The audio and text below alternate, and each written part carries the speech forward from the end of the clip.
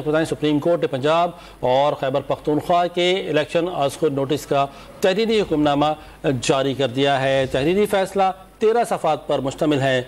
इसी बारे में मजीद बात करेंगे। हमारे साथ मौजूद है तहरीक इंसाफ के रहनुमा फवाद चौधरी साहब से। फवाद चौधरी साहब, किस तरह से देखते हैं आप सुप्रीम कोर्ट के इस फैसले को? देखिए, सुप्रीम कोर्ट का काम था आइन का तहफ़्फ़ुज़ करे और सुप्रीम कोर्ट के जजेस ने बिल्कुल वही किया है। उन्होंने आइन का तहफ़्फ़ुज़ किया है।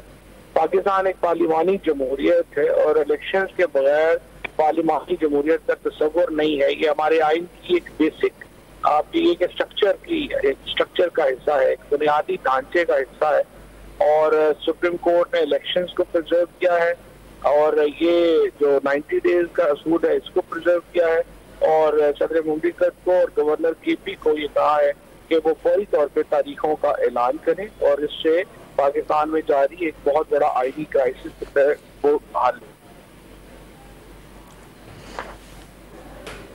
फवाद चौधरी साहब हमारे साथ मौजूद हैं। आज के इस फैसले से मुतालिक कह रहे थे कि एक अहम तारीखी फ़ैसला है जो कि सुप्रीम कोर्ट की जानिब से सामने आया है और इसमें आइन और कानून की जो बालादस्ती है उसको मुकद्दम रखा गया है। तहरीक इंसाफ के रहनुमा फवाद चौधरी। फवाद चौधरी साहब, ये बताइएगा अब आइंदा का आपका लाएमल क्या होगा इस फैसले से मुतालिक?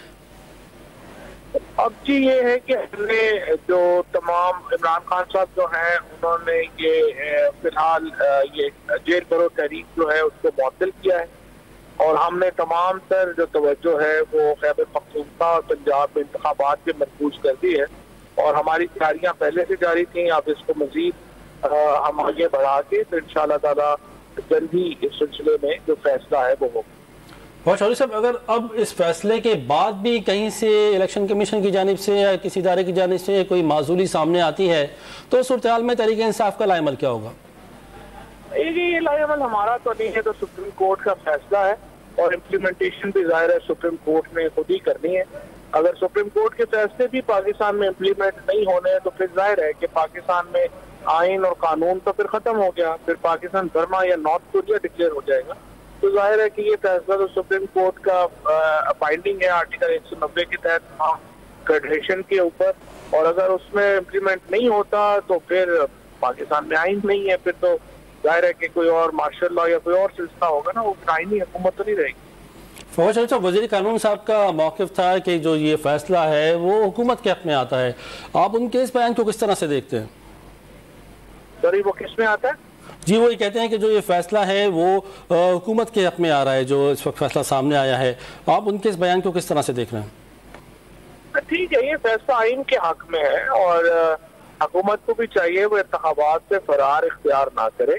इस तरह तो देखिए कोई भी हुकूमत आ जाएगी पाकिस्तान में वो इलेक्शन ही नहीं करवाएगी। ये हुकूमत भागना चाह रही है उससे और जो फैसला है वो वाज़े है और उसके ऊपर और एक्चुअली तो जो इवन जो दो जजेस ने खिलाफ किया है वो भी 90 दिन का जो असूल है उसके ऊपर तो वो भी खड़े हैं और वो समझते हैं कि हाईकोर्ट का फैसला इम्प्लीमेंट होना चाहिए।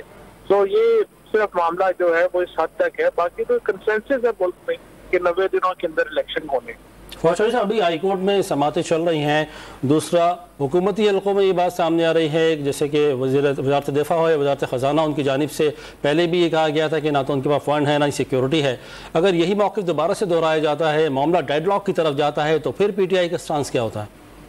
अगर ये मामला अमेरिकन कांग्रेस में आ गया कि पाकिस्तान की जो रियासत है उसके पास 60 अरब रुपया भी नहीं है जो $4 मिलियन बनता है इलेक्शन कराने के लिए, तो मुझे आप बताएं हमारे एक्चुअली प्रोग्राम पे क्या असरात होंगे, हमारी इंटरनेशनल स्टैंडिंग पे क्या असरात होंगे।